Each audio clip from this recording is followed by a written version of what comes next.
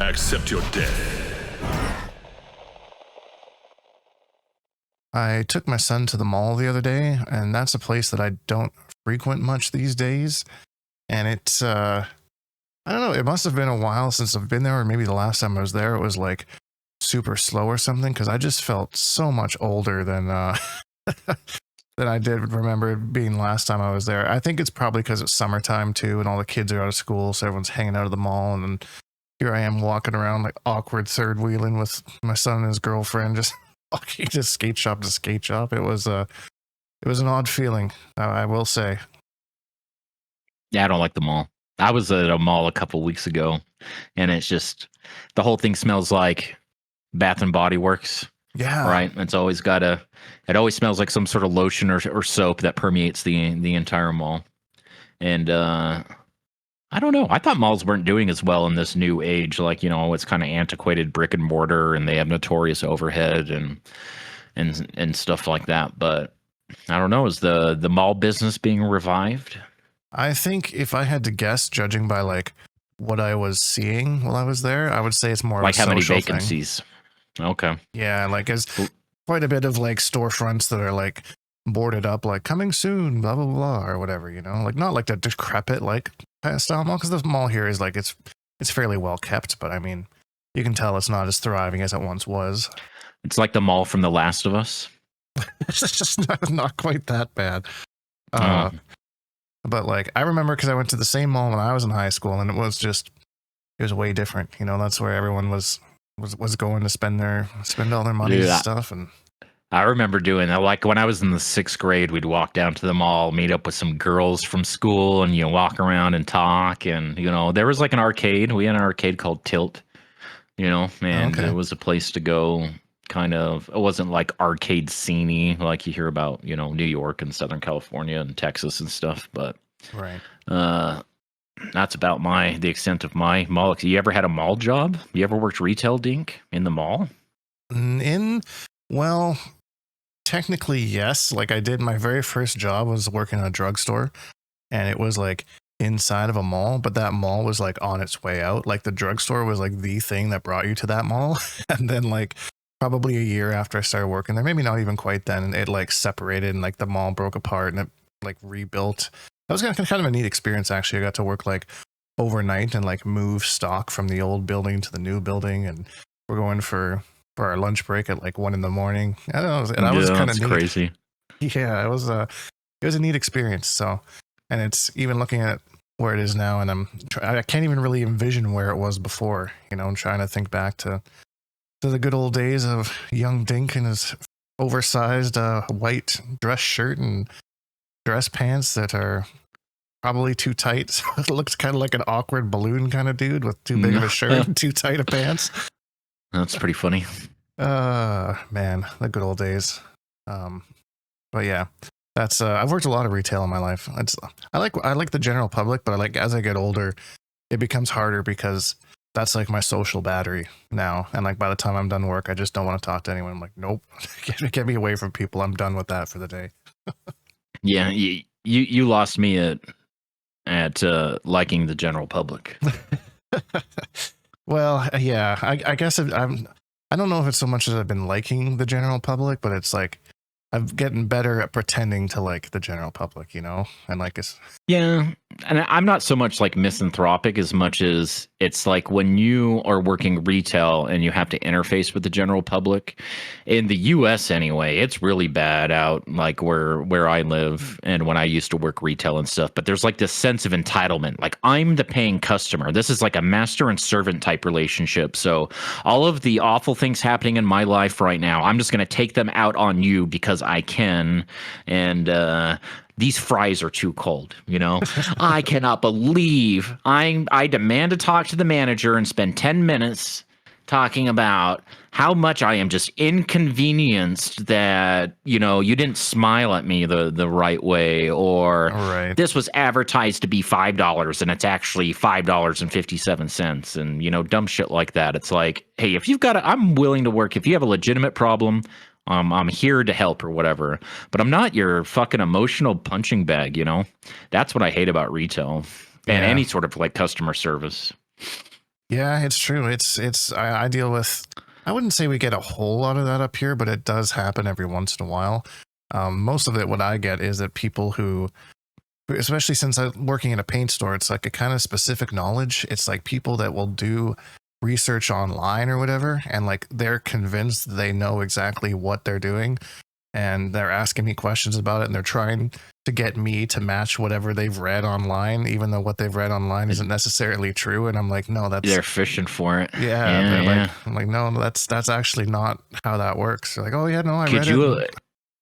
Could you imagine what it'd be like to work in medicine, to be like a nurse or a doctor or something, and the kind of shit that people come in after, like they self-diagnose themselves, and you know they kind of have that aura of faux expertise, you know. I've done my research. There is this very thorough Reddit thread that thinks that it might be this, you know.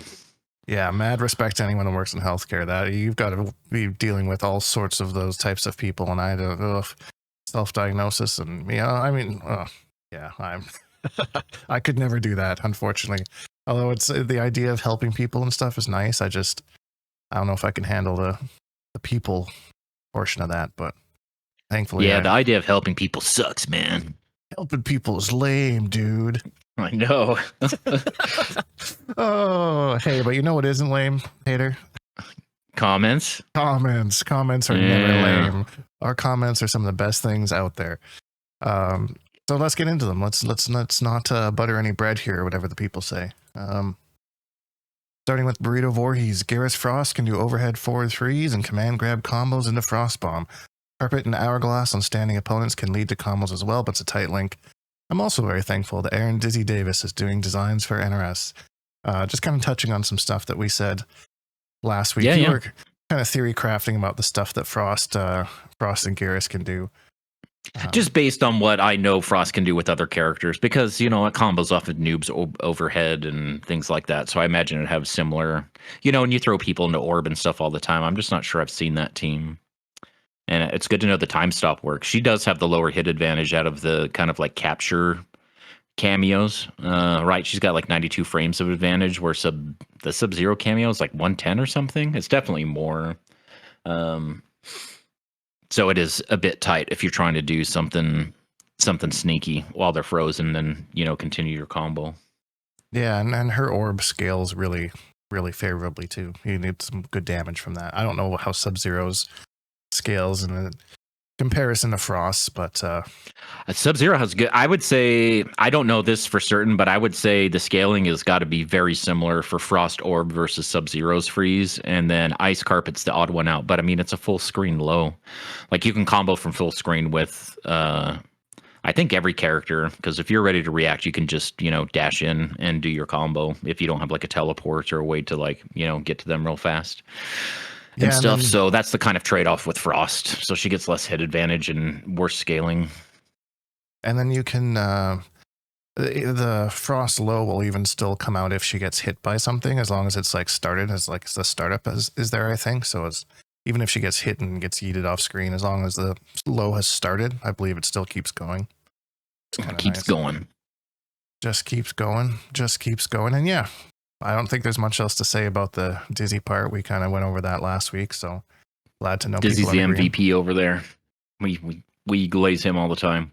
Yeah, totally. Really impressive beard last time I saw him too. Super impressive beard. Shouts to Dizzy.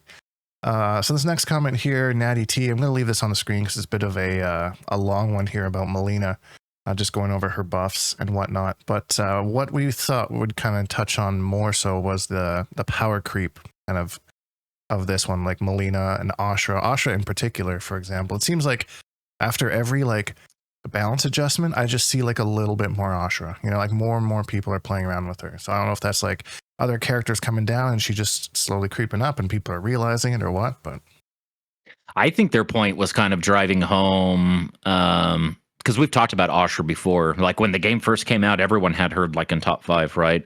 But as other cameos have come out, adjustments to other characters, the kind of power creep level of everybody else kind of left her in like a very solid A tier. She became like a very just kind of like mid-tier character. And I think he's saying Melina's the opposite of that. Like as the power creep has kind of happened, which kind of sandwiched Ashra down. Melina's probably gone up from that. She's like on the other side of the seesaw where she's like benefited from it more. And yeah, it's just the one buff for her, right? The Fatal Blow install, and then we kind of alluded to, talked in general terms like bug fixes. I forgot about the Baraka thing. Her standing 1-2 used to whiff on Baraka, like when the game first launched. Just Baraka for like whatever reason. And then that air thing was just part of adjustments they gave to a lot of characters to when I think that was the Farah patch, so she could jump because she can only land on your back when you're airborne, right? So if you're going to use her in combos. Yeah, kind of opened it up so she could be used more. Yeah, they made a part of her forward 3/4 string, and I don't know if there was anything else. Could be, but there is a portion of that where she's technically airborne, so Farah can come in and convert, which is cool. But yeah, the power creep thing is pretty interesting. I never really thought about it that way, but I like the way it's framed. Ashra versus Melina, kind of the counterbalance. I played a Melina Tremor yesterday, and they were using that install, and I didn't realize how freaking long that thing lasts. I don't know if there's a specific timer on it, but like I was blocking for my life, even though like her mix-ups aren't the craziest.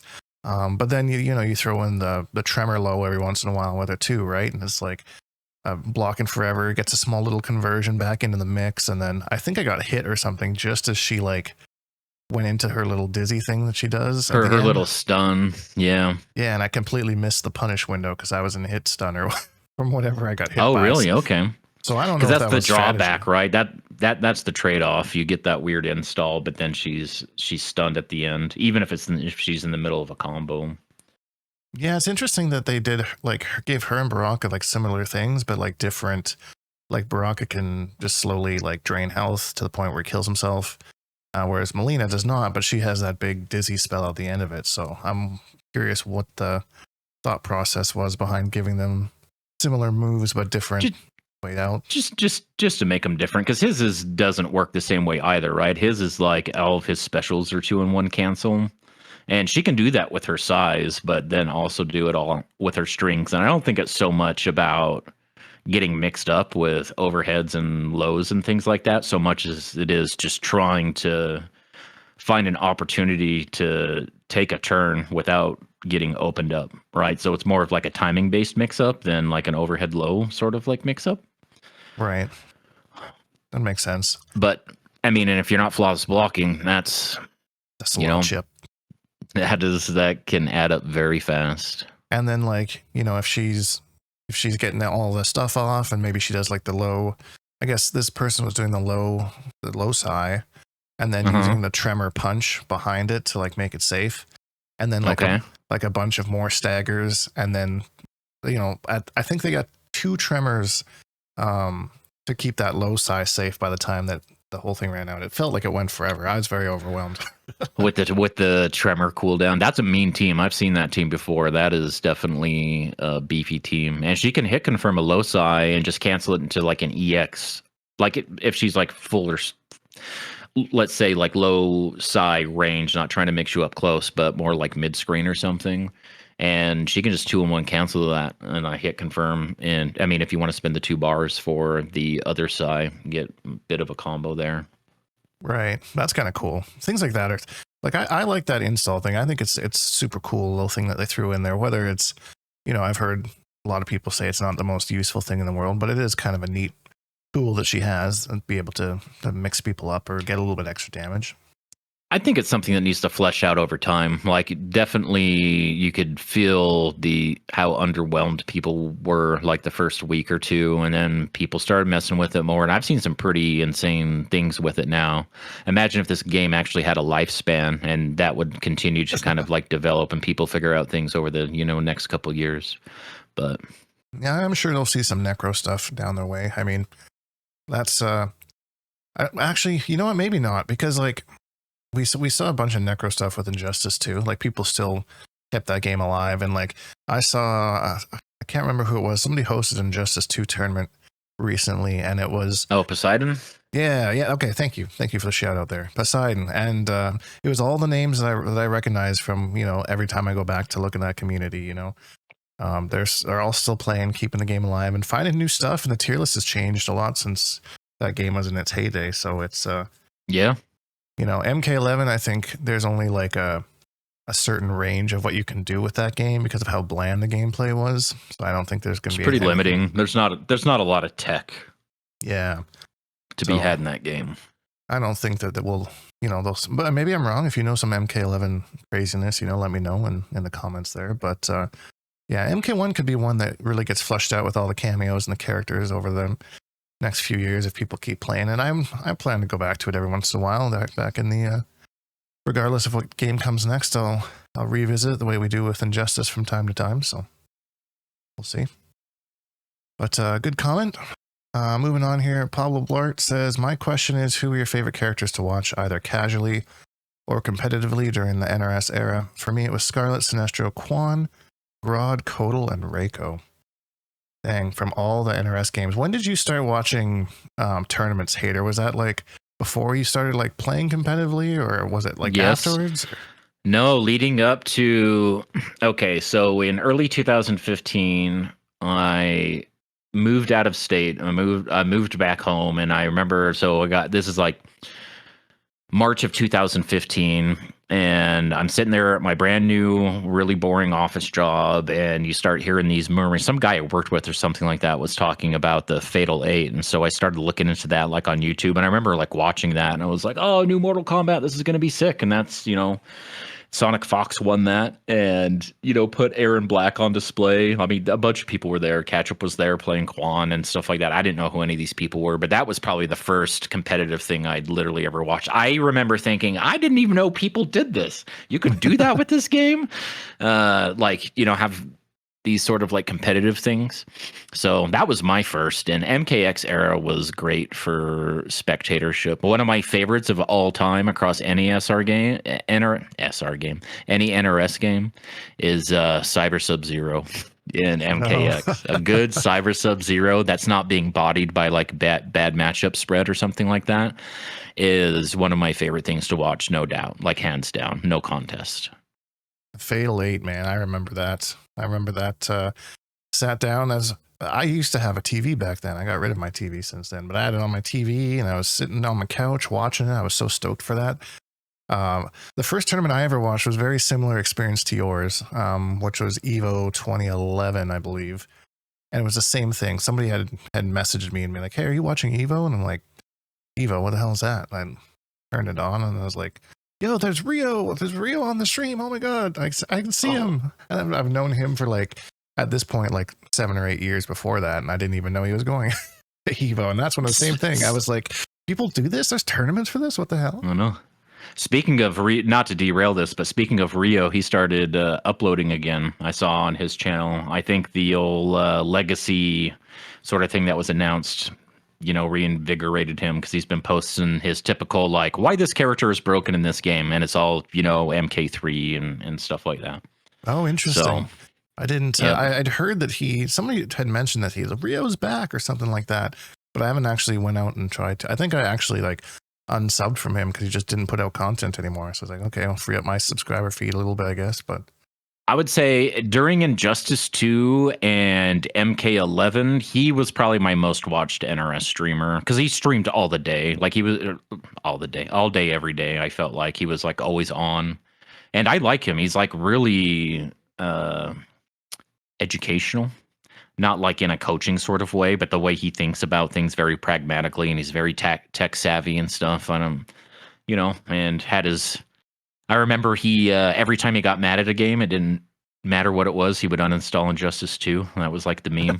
Like he took like a bot of it, and he would just play the video, right? And as soon as like he's ready to like rage quit in MK11, he just plays the video of him uninstalling Injustice 2. Oh, that's clever. I like that a lot. Yeah. I'll have to check him out. Towards the end of like when he was posting stuff, I found that he had almost like he had too many guests on like his streams and stuff at the same time. He kind of got drowned out, which is a shame because I felt the same way. I agree. He was like very technical and like really good at tutorial type of stuff. And then when he started getting drowning out by people who were a little bit louder than him, and it just kind of became harder for me to watch. But hopefully he's back and doing well for this Legacy thing. Are you excited for the Mortal Kombat Legacy at all? I'm excited for all the people that are excited about it because I know that they want it, but I won't. I mean, I might play around with it. I just can't see myself being like, "Hey, anyone want to play MK2? Yeah, this shit is so fun." Like, no, it'd be cool to like watch, and people that are like good at it, people that want to practice it or they know it, they've been playing it for all these years still and stuff like that. You know, the catch ups and mustards and Mike Metroids and other people that are out there, soups and all those sorts of people. It'll be cool to watch, but I don't really plan on definitely not grinding it. I might play it a little bit, but I can't imagine myself grinding any of that stuff. What about you? I probably won't be grinding it. Like I'm definitely going to get it just to kind of play around and see like what exactly it is, because they haven't really put out much on it. There was a trailer we talked about a couple weeks ago, but you know, they still haven't even confirmed like all the games. They had like a couple little question mark things on there. So I'll be curious to jump on and see if there's anything like new or they added everything. There will be the rollback netcode for it, so that'll be nice. But we'll kind of see. We'll see what happens. I don't know. I'm definitely gonna try some MK2 Baraka, but that's as far as I think I've thought it through. I have a friend with the little mini arcade cabinets you can get for a couple $100 or something like that, and he has one with MK2 and MK3 on it. So I've played both of those somewhat recently, like over there. So it's not like I need that reality checker or something, but it is still kind of cool. And if one of those question marks on their list of announced games ends up being MK9, then I'd probably take that one a little bit more seriously.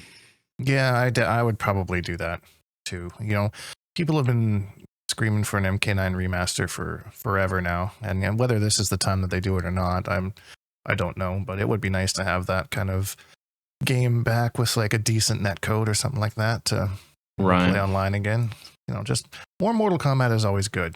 You know, so and hopefully this is like something to kind of tide us over. You know, between from now until the next game that comes out. I don't think they've had a release date for it yet. I think they just said sometime in the future, but yeah, I'm not sure about that either.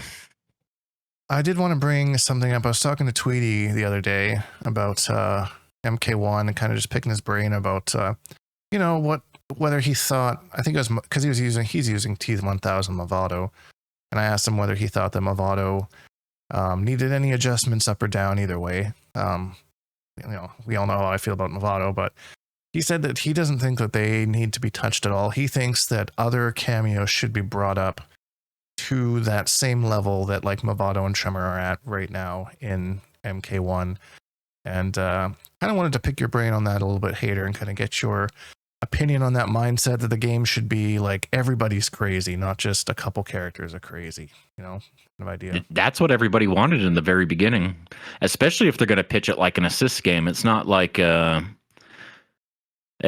tag game, but even like a assist games, like that stuff's supposed to be wild, and you got to be holding like some crazy ass mix and things like that. But I'm not sure that I personally would enjoy that more. And I think the reason why Tremor and Movado get singled out, think about what they do like in general. So with Tremor, you've got the ambushes, and most of that's used for launchers or mix. And then Movado's just kind of like you've got the trap to kind of cover you a little bit on defense. I would say the push block is good, but you rarely ever see it. But it is definitely good in a pinch. But obviously, the best thing about him is that he can convert on all these non-cancelable strings as long as they're like knocked up in the air, and you get to just kind of buffer OS behind it. So if it's blocked, you're not wasting your Kameo resource. And then it just kind of like comes out if you end up like getting the hit. But what else do you do? How many more flavors of that? I'm all ears. Well, like, what are the ideas of how to bring somebody up to that level? Like, what would actually be mechanically happening without it being too similar to either Movado or Tremor? Well, there's a couple ideas that I had. Like, for example, for Frost, like make her low start up in like 15 frames, something like that. So that, because that's the level of craziness that I think Tremor and it's not even that it's like it's still like, if it would still be a summon, but it's a fast low. Right. And it's still a full combo punish on block. So it's not like it's a low risk, high reward option. It would be a high risk, well, depending on the team, right? A high risk, medium, high reward option. So I wouldn't be opposed to that. And it is just like more, I mean, an unreactable low combo starter. So yeah, right. I mean, you deal with worse with Tremor. I was gonna say I still don't think that would even be as bad as Tremor. I don't think it would even like bring it like to that same level. You know, like there was like, because I was trying to think of like what the lower tier cameos are, that the ones that you don't see like a whole lot. And I think that like even Darius is like a good cameo, but there's just people still are not really picking him. You know, like we see full auto with Natara Darius, which I think is disgusting. But outside of that, you don't really see him in competition. And I think that's because like he's just he takes a lot to like really understand and like get into. I think he's a good cameo, but I think if they simplified him somehow, you would see him used more and still like do similar things. But right, they just kept building on him and building him, like he's this weird amalgamation of like how he started and where he is now, and it made his moves list like 4 pages long. And I think people take one look at that and they're like, yeah, that is not worth it. I'm fine. Yeah. I'll stick with Farah or whatever. Yeah, exactly. It's just, so I think if they simplified that and like took some of the things that he did and like somehow like squished it all together so that he had like 4 or 5 moves that all did like similar things, like his volley ballistic for whatever, that like sends him up and over you onto the other side. Like maybe if that hits, that takes a bar of their meter, and then that gets away the stupid Dagon kicks that steals the meter. So it's kind of a 2-in-1. I mean, this isn't about Tweety specifically, but just like in general. But I think people want things like that, like an idea. Again, I'm not picking on Tweety, and I don't think that he thinks this way, but you can tell like the more broad consensus based on how Farah was when she released to like where she is now. Farah was one of those cameos, like like really OD, obviously very, very top tier, very powerful, and people were like, "You got to nerf this bitch! I can't handle it." You know, combos from the overhead and the low, and I can't punish the one of them or the other, and all of the other stuff, and you know, just all the meltdowns and stuff. I do not think people would be about that at all. I think there's a certain subset of people that would be all about it.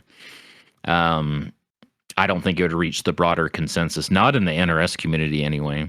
If you play other games and other assist fighters and other tag games and things like that, then I know plenty of those people, and all of them that have also played MK have been like, I mean, if you think MK1 is bad, you've like literally seen nothing. Like this is the most tame shit I've ever seen in any sort of, you know, quote unquote assist sort of fighter. Yeah, even like some anime fighters I've played are crazier, like a little bit of Grand Blue that I played and Guilty Gear Strive. Like even those have some absolute craziness. MK1 is pretty tame. But like for me, like I just want like good fighting game fundamentals to be rewarded. You know, like, you know, I'm making the reads, I'm making the movements, I'm spacing, I'm whiff punishing, I'm doing all of these things. I'm not one that's crazy for like, you know, like LOL you guessed wrong kind of idea, you know, like twice into, you know, like what MKX was, you know. So I don't know. I would like to see some top tiers toned down, and just because it's an assist game, I feel like people think it needs to play a certain way when it can just be its own standalone thing. That's like, it's not quite as wild and crazy, but you know, you switch out these cameos, like, because you don't really see like cameos being switched out the way I think they intended them to be. It's usually like teams, you know, like T1000 with auto, or you know, Melina Tremor or something like that. You know, it's not like, okay, they lose, and then they switch to the Sub-Zero cameo for the anti-zoning kind of thing, you know. Sometimes they do that, but it's like the same thing on like MKX. I'm sure they were like thinking when they were, you know, first came up with this whole idea of the variation system and stuff. It's like, yeah, reptile mains, you can be noxious in this sort of matchup to try to shut down this part, like to fill in some gaps of like where you normally wouldn't have, like with acidic or something. And then in this matchup, you could use this. People didn't like, you know, sometimes and stuff, but for the most part, there was like one variation that stood out above the rest. Maybe another one that just was a little bit like, maybe wasn't quite as strong or equal power levels, but was a little bit different of a flavor. Like, can't change your game plan like a little bit. But I cannot wait until they just get this out of their system and we just get something like MK9. Right. Give me a roster of characters, or like Injustice, a roster of characters. None of this mix and match. sort of stuff that I think they've made that a part of their identity. And the reason we have cameos was them trying to like reinvent that. So it started with variations, and then it was custom variations, but not really custom variations because you know those weren't even like legal. We didn't even have a third variation. Most characters, we didn't have a third variation till like way later, and then the custom variations came like towards the very end. That was like one of the last patches, wasn't it? Like that was the last like major patch was, and I don't know. I would definitely like to get away from that. Like you go into a matchup and you know, it's a character versus a character, like how Street Fighter or something would play. And I get like they're different games, right? And I'm not insisting NRS does something specific, but that's just like personal preference. I just don't think they do it well. I think they take these ideas and they're like, oh, this is going to be awesome. And they go over the bell curve. They go past the point of it being awesome and make it worse by just keep working on it.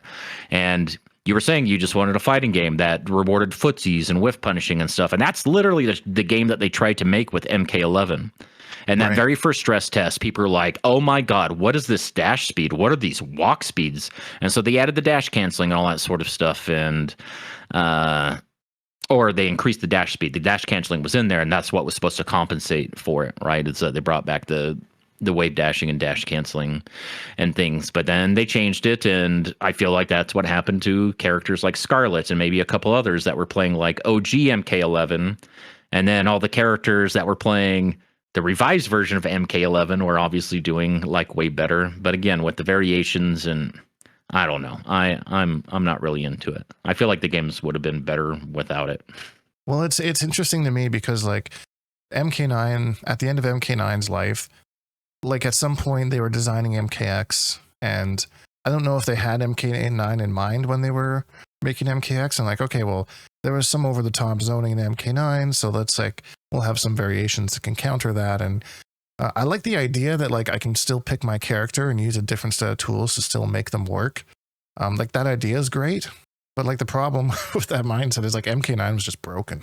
Like the zoning in that game was like it had nothing to do with the other characters not having tools. It's just that it was just broken. Like Freddy and Kenshi, like the anti-zoning character in Jade.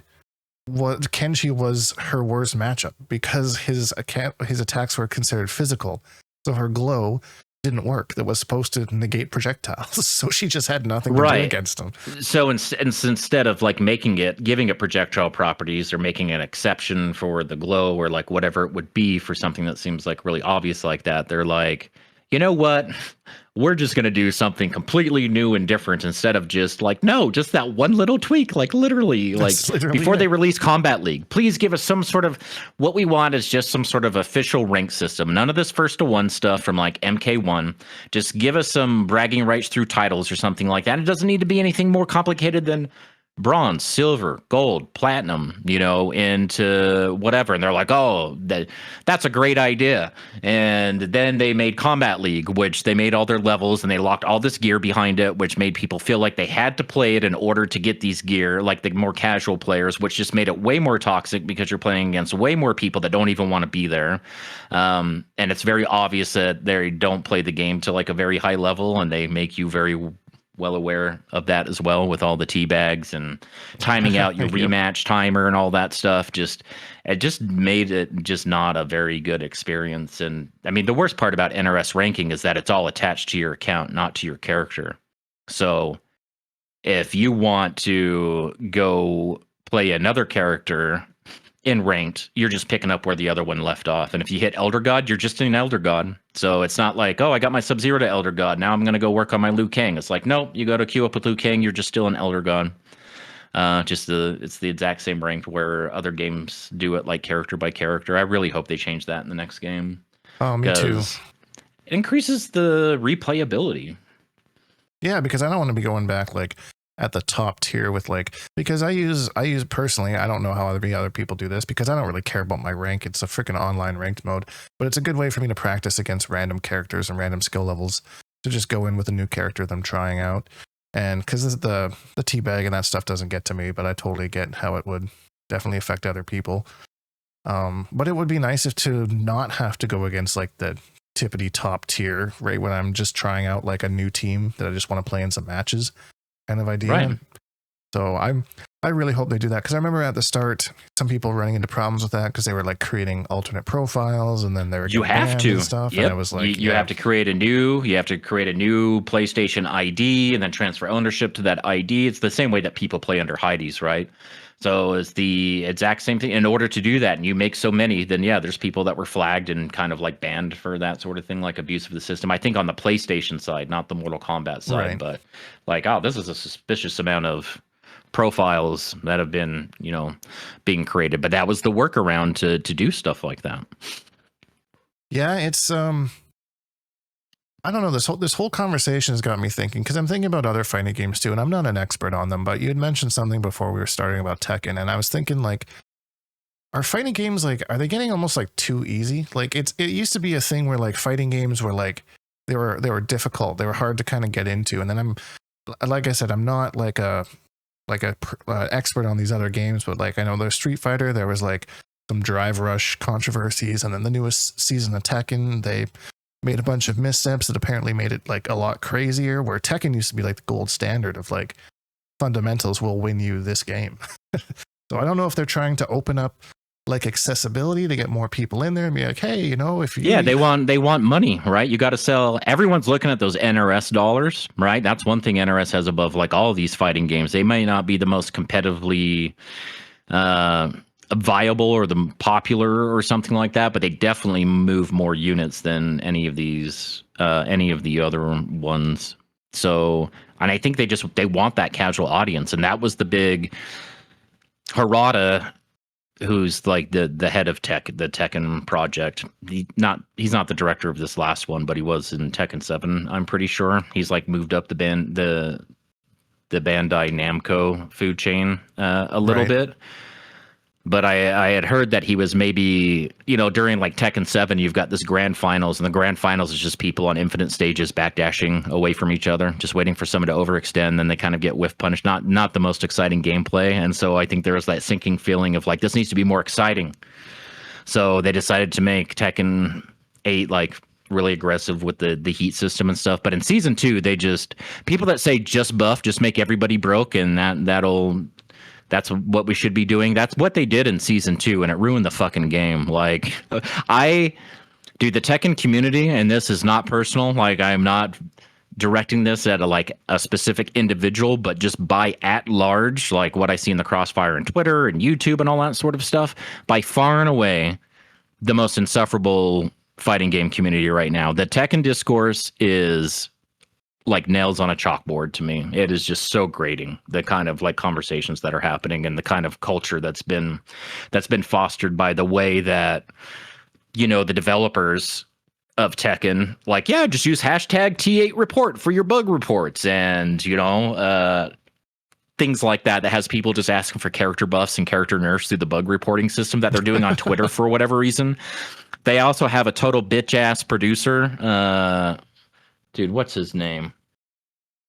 People know he like blocks everyone on Twitter. He blocked me on Twitter. I've literally not had any engagement with him whatsoever. But then I heard that he goes through likes of other things, and he'll block everybody that liked a certain comment about. And I agree, people shit on devs way too much. People are way too comfortable sitting in their chairs at home with no personal accountability, making stupid threats and just the most uncalled for vitriol, just throwing it at like whoever. But that dude is like a total thin-skinned, like, I don't like that guy at all. I have like zero respect for him. Not like that's going to ruin his day or anything like that. But then, hear all these stories. He'll go to Reddit, these threads on Reddit complaining about Tekken or something about Tekken or whatever. And he goes and looks up these Redditors on Twitter to block them there. Like, what the hell? Yeah. Like, it's like, I think you might be in the wrong job. If it's really that, when you're preemptively blocking people and you're doing like all this may not be even if it is the job for you. I think your presence on social media is maybe something you should reconsider if this is going to be that big of a thing for you, bro. Yeah, because like one of the main things, like, and I gotta give Michael Murray, that's his name. Gotta give credit to NRS for this, because like, especially at Evo last year when I went there and they had their booth, you had all the dev team there, and they were asking questions. What do you think about this? What do you think about that? Are you having trouble figuring this out? Because they had just added that new move for Quan Chi's down forward 4, and I was really having like a hard time understanding where it fit in. And Dizzy was coming over and just, hey, how are you feeling about this? And Mustard was having trouble figuring out what exactly Takeda was supposed to do, and Dizzy was kind of giving him. So like, and then especially like, I brought something up with Dizzy, and I wish I could remember what it was, but it was some sort of like a glitch or something. And he's like, I don't really understand what you're saying, but can you just like send me a video on Twitter of like what you're talking about, and then I can address it? And I was like, yeah. When I got back, I sent him the video, and next thing I knew, in the patch notes for the next, there it was, whatever. I wish I could remember what it was. That's now, nice. But it's, yeah, they definitely want, and like like any dev team, they're gonna get shit on by people. It happens. But I felt that the way they deal with it is kind of like almost a gold standard. I will say, obviously, we've had our complaints about their communication and whatnot over the years. So, there's I think in person at an event like Evo, then yeah, that's almost like an expectation. And that's good that they rose to that occasion. But online's like a different thing, right? Like, because they're super silent. When's the last time you saw a tweet by 16-bit on Twitter? I'm going to say it's been a while, because I'm pretty sure she doesn't even go there anymore. You want to see 16-bit, you go to Blue Sky. Yeah. Yep. Yeah, all over my Blue Sky feed. Yeah, for the same reasons, right? Just people just being unnecessarily shitty, right? Just shitty to the nth degree. Yep. It's a shame. Like, I get the frustration being like a player, because I had my own frustrations. I actually had a bit of a crash out on my stream last night, because I've just been struggling the last week with this game. When we talked yesterday, I could hear it in your voice, and you get like that every once in a while. But I could definitely, I mean, we're 800 miles away. Well, 800 miles. We're like 1,500 miles away from each other, and we're sitting here in a Discord call. And I tell you, I could smell the crash coming. Like, just talking to you, like, yeah, I can. It was. I feel like he's on the edge. I was on the edge. I was like, nothing is working, and I'm like, you know what? I'm gonna pick up Noob, and I'm gonna learn Noob, and Noob's gonna save me. Noob's gonna be what I need. And then I start going through his moveset, and haters trying to explain to me how all these things go together, and I am just getting more and more annoyed at like all the like the intricacies that I'm just so not familiar with, and I'm just like, fuck this character. I'm not picking up this character. There's somebody like, yeah, well, you need to do this, but you need to time it, and then he can throw, and he can have a second animation off his throw, but you have to press at the same time. And I was like, can I mash it? Like, no, you can't mash it. Like, fuck. I think the thing that messed you up is that you insist on using Shujinko, and with those crumples and the way they affect combos, it's like, who knows? So you have to know all these combo routes and stuff like that. You have the really tight sort of like portal things if you want to portal after the crumple. But if you're using literally any other there's somebody a Kameo that's not going to, maybe they'll start a combo for you, but they're not doing those Shujinko things. So you have like a lot more intuitive combo pathing and things like that. At least learning the character that way, and then fitting Shujinko in later. But to try to do all that at once is like, been like, man, I haven't taken a math class since high school, and now I'm 25 or 30. I'm going to the community college, and then you go to take your placement test, and you barely get past the arithmetic part, and you're expecting to place in calculus or something. It's just one of the you got to be gated into it. It's like a little taper. You ease into it. Yeah, but so you're too drunk on Shujinko. My mindset was not there, and that's kind of like, and that's kind of what I kind of ranted on, is like, I put all this time and effort into like learning all these little intricacies and things with Shujinko, and it just feels like it's just not paying off. Like he still struggles. Conan's the best that I think he has. And then what does stupid old mentally damaged me decide to go play in the Coliseum yesterday? Like, oh, that's a good idea. Let me enter a tournament when I'm just like moments away. That always goes well. I hate tournament day around here. That's when everyone goes from being like, hell yeah, I'm so pumped and ready, to like just having the worst day of their lives. Like, yeah.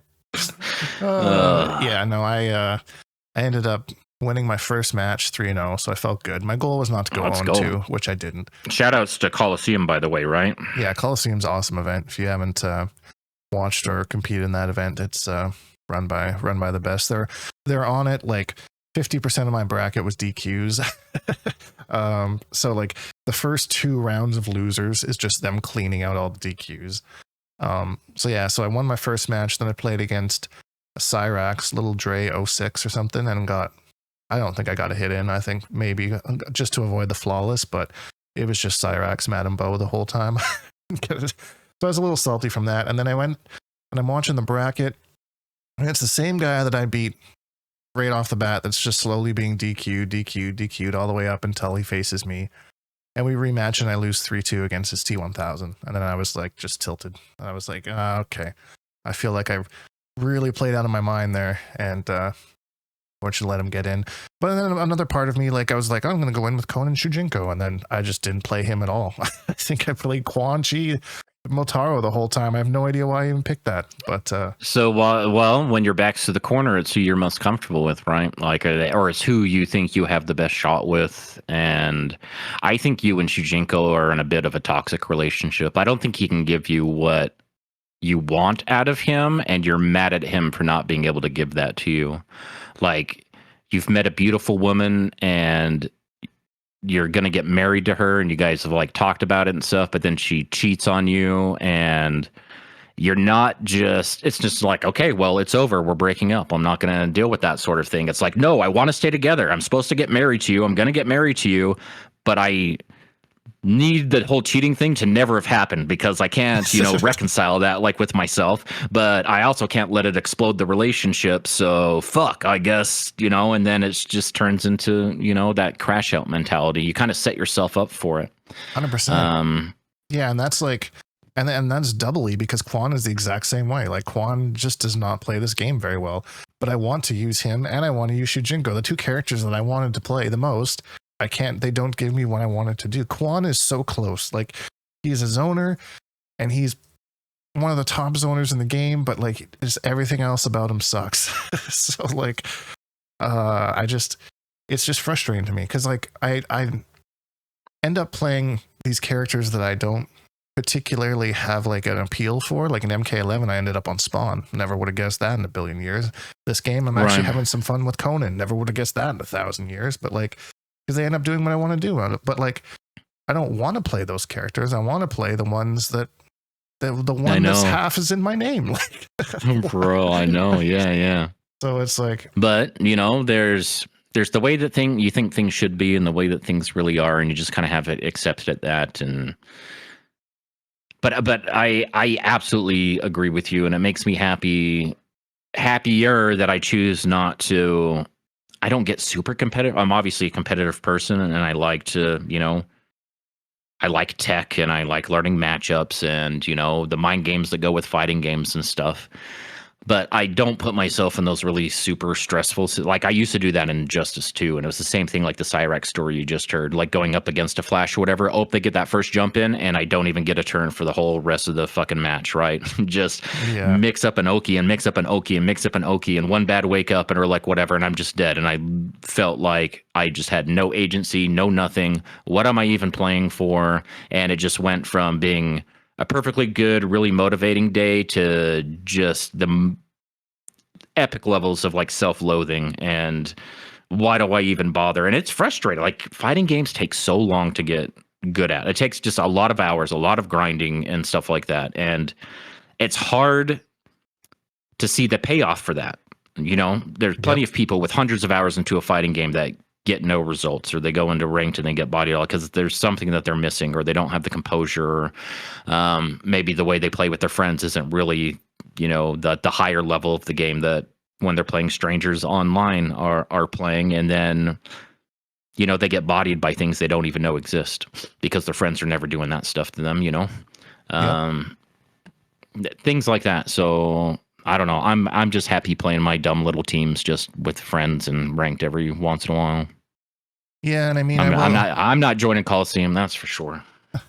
I will say it's once I calmed down a little bit and I kind of took a little bit of a break and I slept on it, it's a little bit of a garbage in, garbage out kind of scenario. Cause like, for example, Cyrax, like I have a main idea of like some like jump backwards or, armor at a certain point, they have to read the armor, but like, I've never really sat down and went over all of her setups and what she can do and how many different scenarios and what's the safest here and there. So like, I recognize that, a lot of it, a bit of that's on me, but it's just, and I can also recognize like when I've been outplayed, and that is never really a time when I get salty. Like I never really get salty for being outplayed. I usually get salty if I'm putting in a guess scenario and I guessed incorrectly like twice kind of idea, that's what makes me salty. Yep.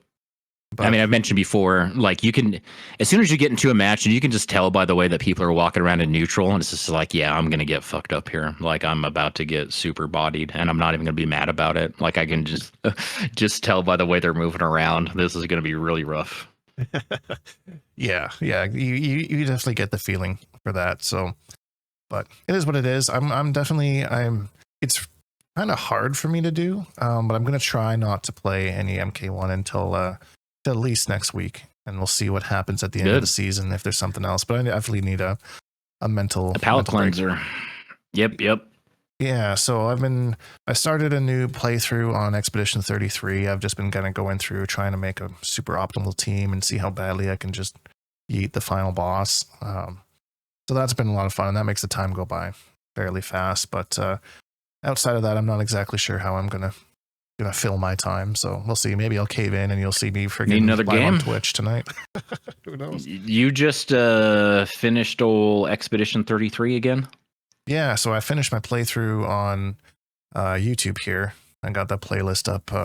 We finished that there. I'm gonna do probably like a super boss run kind of idea for some of the optional stuff at some point, but for now I'm done for that. But there's another game that I started playing, and I don't know.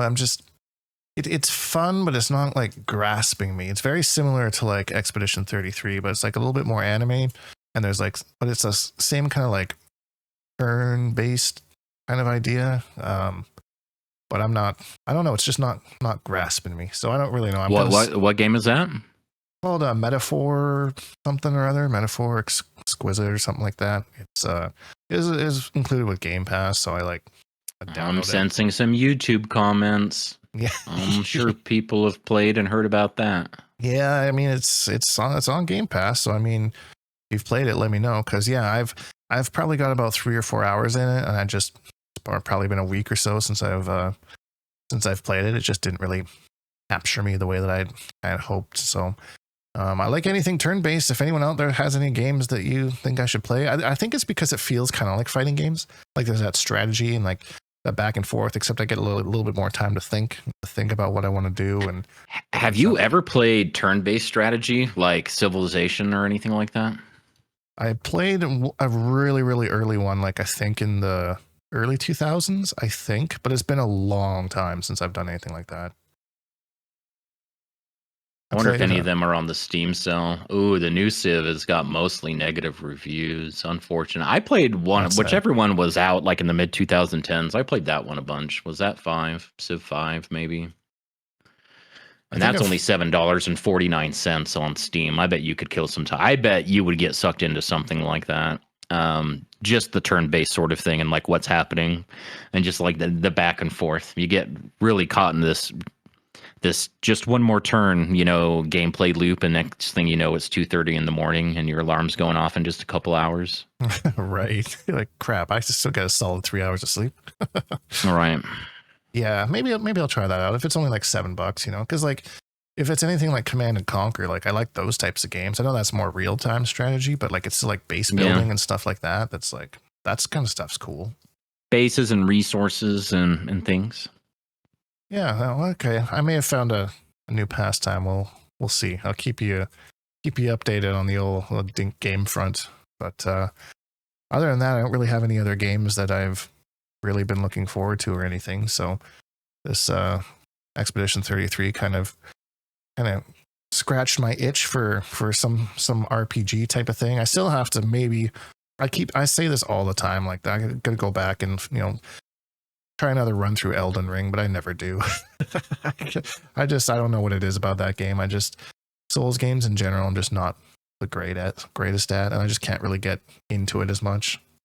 Here's the trick. If there's other people out there like you that really want to play these games, but you kind of run into those roadblocks and stuff like that, do yourself a favor and don't be like, I'm going to do this custom build, or I'm going to do whatever I think is best. If you're struggling that hard, there's definitely like more basic builds and stuff that you can do. And my best advice would be, so this is like what I did in Dark Souls 3 for my first playthrough. It's like, I'm just picking the knight and I'm using the starter weapon. I'm just going to upgrade it. And I'm literally just using a sword through the whole thing.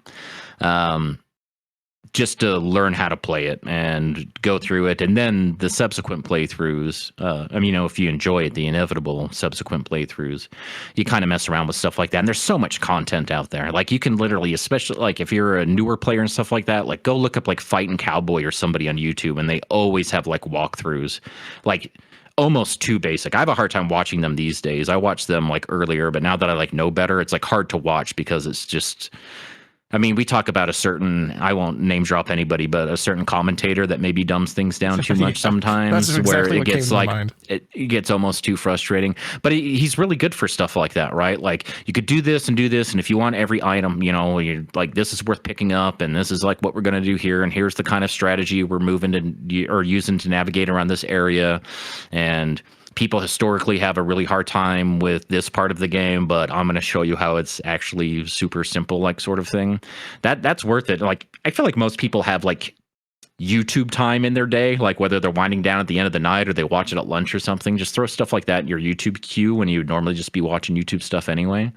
And you might be surprised, and that will definitely get you through at least an initial playthrough, which will give you like way more confidence. And then you go back in just with that experience, and you don't need that resource, and you kind of do like more of your own thing, and then you have what got you through it the first time to fall back on and stuff. And that's how I kind of got into it, because I was definitely struggling when they first came out. I am not a good gamer, I would say. I don't have very great game sense, right? And stuff in general, but I'm a visual learner. So once I kind of see something done and I can start to kind of put the pieces together, like, oh, okay, that's where my light bulbs come from. And so anyway, that might be worth doing, something like that. That's funny that you name dropped that guy, because I actually watched his Dark Souls 3 playthroughs, and that's how I got through that game. And yeah. I'm not exactly sure. Just do the same thing. There's one episode in particular I remember. He's in like the cells or whatever, and then there's those I don't know, they look like nuns or whatever, and they got some bells. Yeah, in the profane capital, yeah. Yeah, I don't know why I remember. Like when I think of him, I think of that one video, and I remember really struggling in that area, and he really helped me get through there. So, dude, on the way to Yorm the Giant, right? Yeah, in that area, that was pretty scary. Old Yorm. Good old Yorm, man. But yeah, and I know what you mean about the YouTube time, so maybe I'll look into that. Mostly when I'm watching YouTube, I'm watching like cooking videos, or like there's a couple comedians that I watch. There's a group from Australia called the OG Crew that I watch. They're just doing funny games and stuff. But like, I watch very little fighting game content in my off time. Did you ever watch Tosh.0?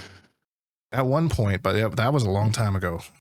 So he's got like a new podcast on YouTube, and it's been hitting my algorithm. So I watched like one of these, like where he was interviewing his wife. And now he's like all over. His YouTube shorts are just ingrained in my algorithm. And it's pretty funny to see him quite a bit older than he was back then, because we're like, 20 years later at this point, I guess, 10 years later, 15 or something. But it's funny because he doesn't really interview famous people. Every once in a while, like mildly famous people, but it's all like really mundane stuff. Like, this is my sleep expert. This is my wife. Like, today I'm interviewing my father-in-law, and stuff like that. It's pretty, that's what I've been watching on YouTube, like winding down with at night. Cause it's just dumb, funny. Yeah. Then that's interesting.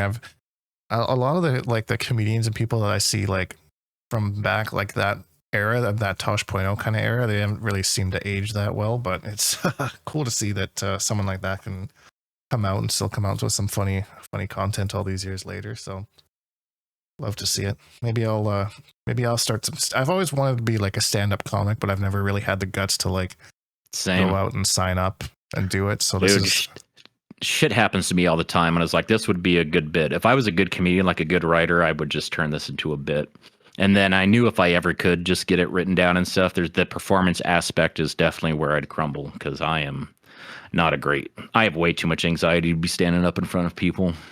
Yeah, I'm really good at that stuff. It's just like getting there that's like the problem. I remember we did this team building thing at work one time, and it was like a big thing. They brought us all in from to our head office, and like every team chose like a leader, and like on one we were pitted against another team, and one team was supposed to be like super positive about the workplace and all the things that they liked about the workplace, and like my group was supposed to be like super negative about the workplace, and it was just an exercise in how to like handle each kind of aspect of it, and they had put me in charge of running it. So I just took this thing to the next level, and blah blah blah. And I was talking about how oh, this sucks and this sucks, and then someone on the other team was like, well, if it sucks so much, why don't you go work at McDonald's? And I was like, well, I got fired from there for being too negative.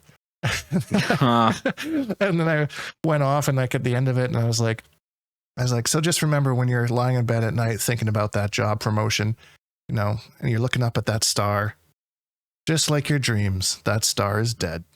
Right.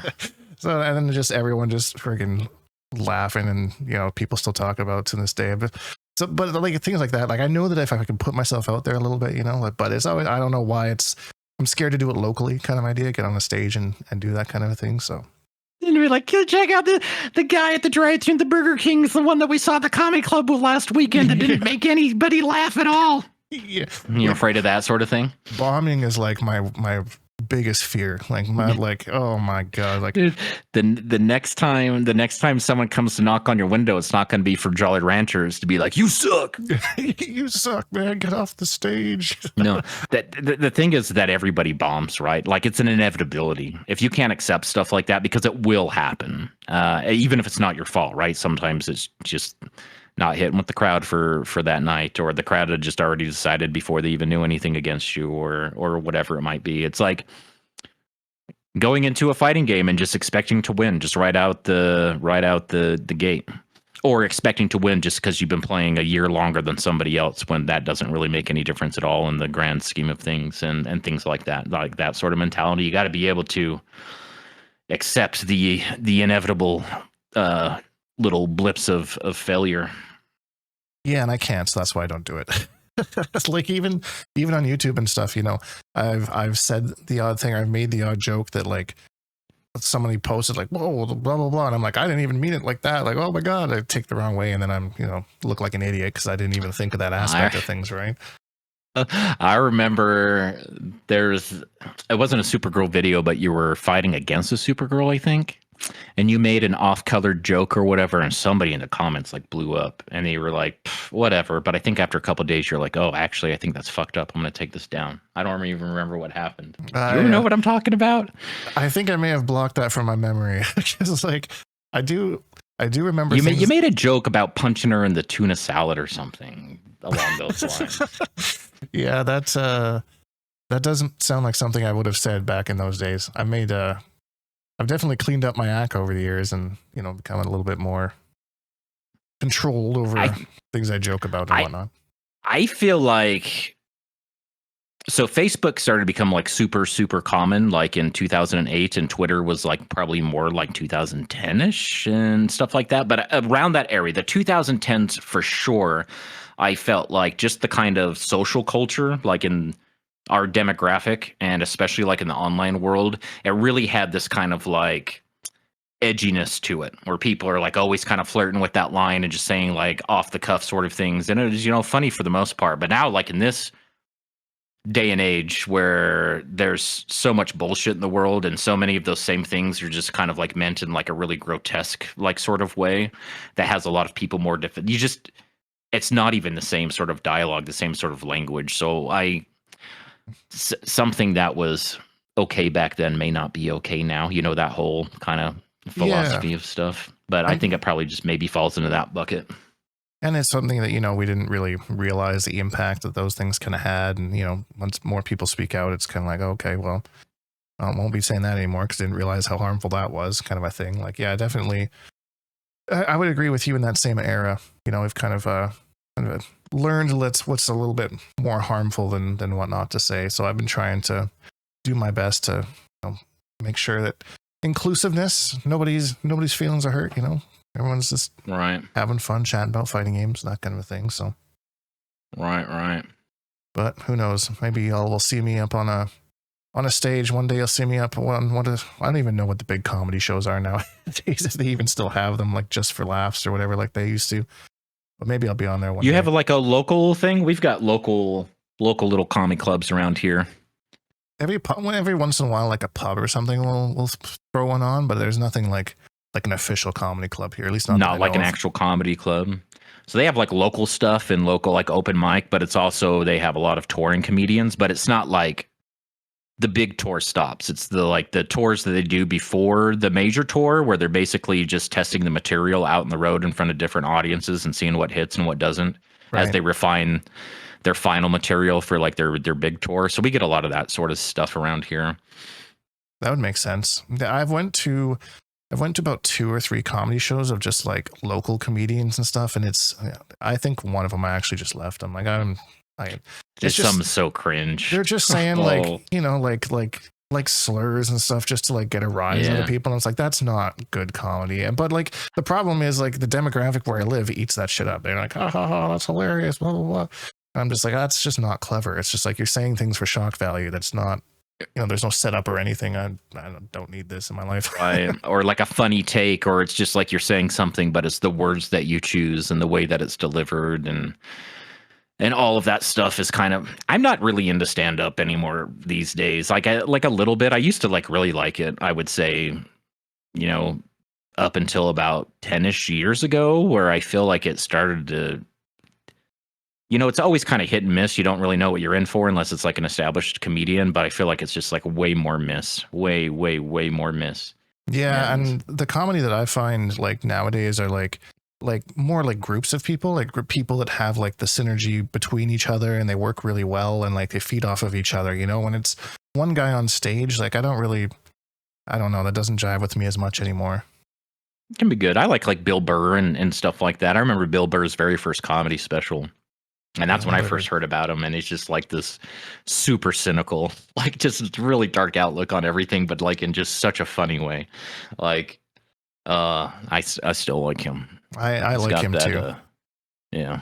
He's one of my, probably one of my top comics that I still like watch. Him and Anthony Jeselnik are probably like one of my top 2 that I've been watching lately. They're, I saw him live in Detroit, like once upon a time.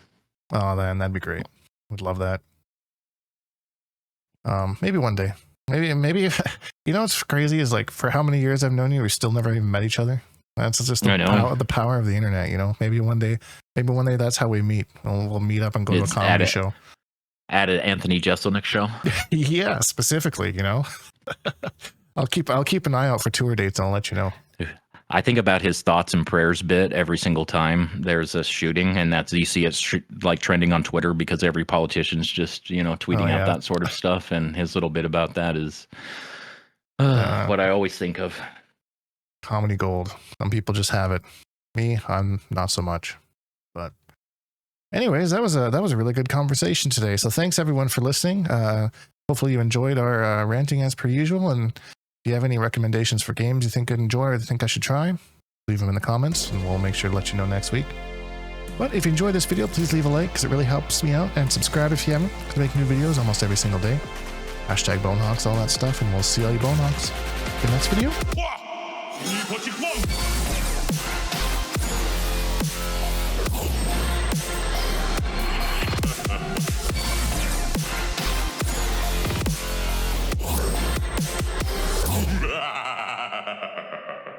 Accept your death.